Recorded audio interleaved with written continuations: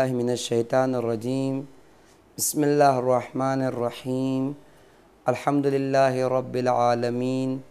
والصلاة والسلام علی اشرف الانبیاء والمرسلین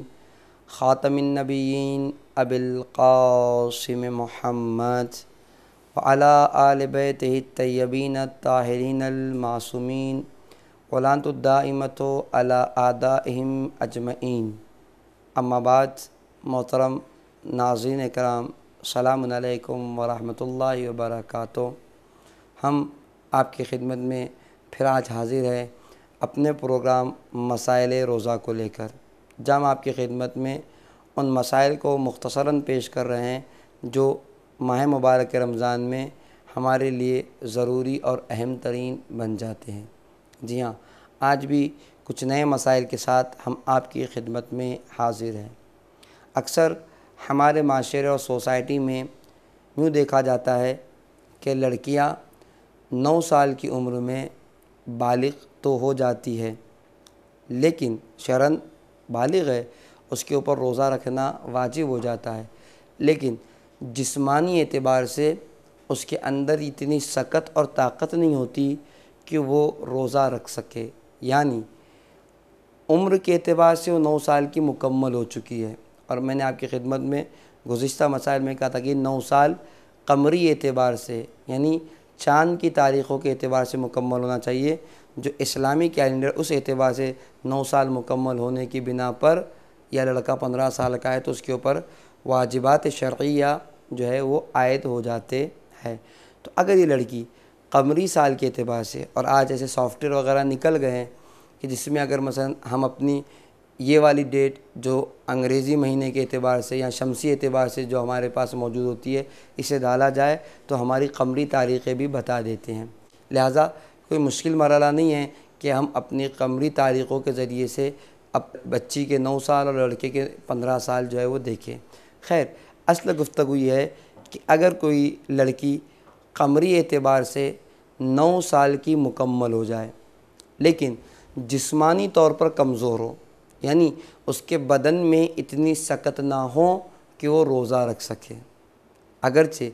کہ ایسا ہمارے معاشرے میں ہوتا ہے، لیکن اگر اس کام کو سلیقے سے انجام دیا جائے تو یہ کام بہت آسان تھا۔ یعنی اگر والدین پہلے سے تھوڑے تھوڑے روزے رکھوانے کی عادت کرتے، مثلا دوپہر تک رکھوایا، 4 بجے تک رکھوایا، تو اسے یقیناً عادت ہو جاتی اور اس طریقے سے وہ 9 سال کی عمر میں روزہ رکھنے کے لائق بن جاتی۔ لیکن چونکہ والدین بچپنا کہہ کے رعایت کرتے ہیں، نتیجتاً اس عمر میں آنے کے بعد بھی بچے میں اتنی طاقتیں نہیں ہوتی کہ وہ روزہ رکھ سکے۔ خاص کر کے لڑکیاں 9 سال میں بالغ ہونے کے بعد بدن میں اتنی طاقت نہیں ہوتی کہ وہ روزہ رکھے، جسمانی طور پر کمزور ہوتے ہیں۔ میں نے کہا اس سچویشن سے اگرچہ کہ اگر پہلے سے آمادگی کی جاتی تو روزے رکھے جا سکتے، لیکن خیر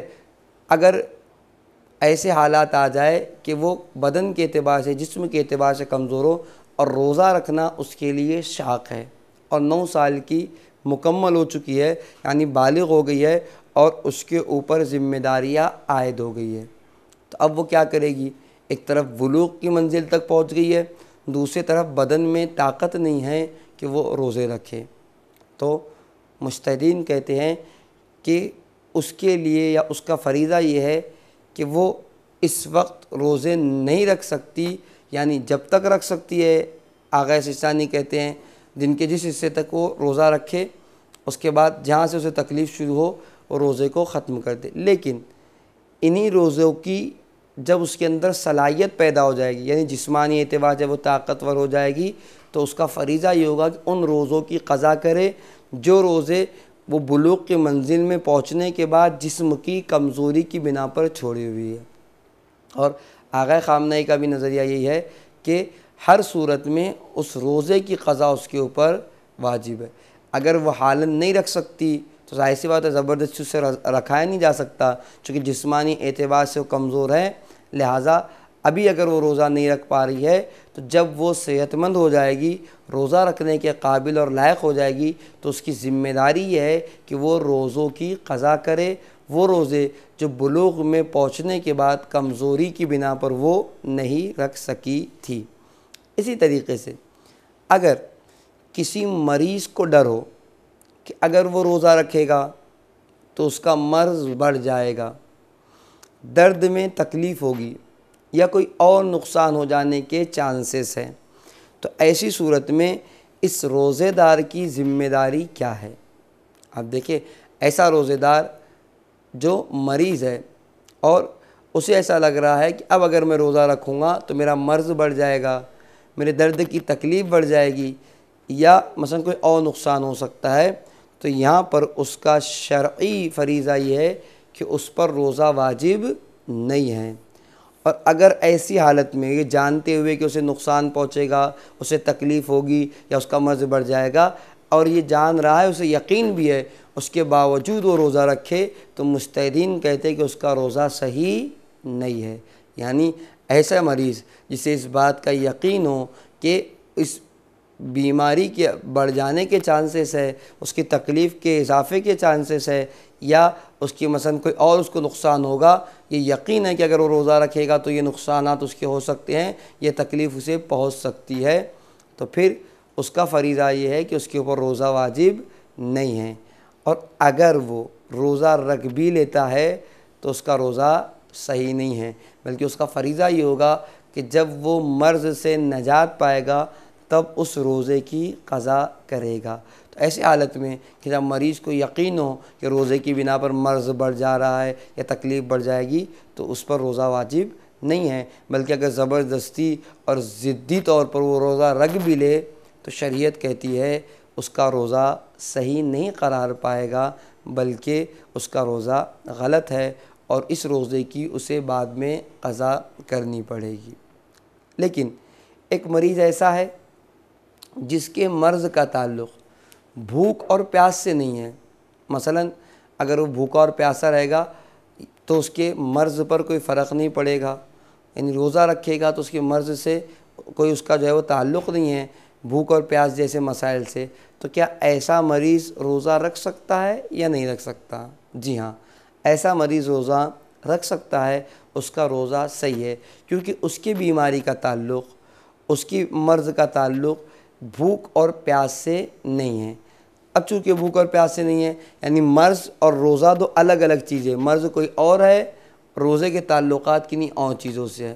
تو ایسے مریض پر جو ہے وہ روزہ رکھنا ضروری ہے، اور وہ اگر چاہے کہ روزہ رکھے تو اسے رکھنا چاہیے جب اسے نقصان کا خوف اور خطرہ چونکہ نہیں ہے۔ لیکن اگر ایسا کوئی خطرہ ہوتا ہے تو شریعت کہتی ہے اس کی ذمہ داری کہ وہ روزہ نہ رکھے، رکھتا ہے تو روزہ غلط ہے۔ لیکن ایسا مریض جس کا مرض اور روزہ دو الگ الگ چیزیں ہیں، مرض کسی چیز کا ہے اور روزے میں مثلا پیاس اور بھوک کی تکلیف اس کی مرض پر کوئی اثر نہیں کرتی، تو اس کی ذمہ داری کہ وہ روزہ رکھے، اور اگر وہ ایسی حالت میں روزہ رکھ رہا ہے تو اس کا روزہ بھی صحیح ہے، اور بلکہ اسے روزہ رکھنا ہی چاہیے۔ تو جی ہاں، یہ کچھ اہم ترین مسائل تھے جو آپ کی خدمت میں ہم پیش کر رہے تھے، لہٰذا اب ہم انشاءاللہ پھر کچھ اور مسائل کے ساتھ جو ہماری زندگی میں بہت اہم ترین ہیں، جیسے کس عمر کے بعد روزے میں کچھ چھوٹ دے دی جاتی ہے، یا وہ مریض جو کبھی روزہ نہیں رکھ سکتا اس کے فرائض کیا ہے، اس طریقے کے بہت سے مسائل لے کر پھر ہم آپ کی خدمت میں حاضر ہوں گے۔ تب تک کہ خدا حافظ، والسلام علیکم ورحمۃ اللہ وبرکاتہ۔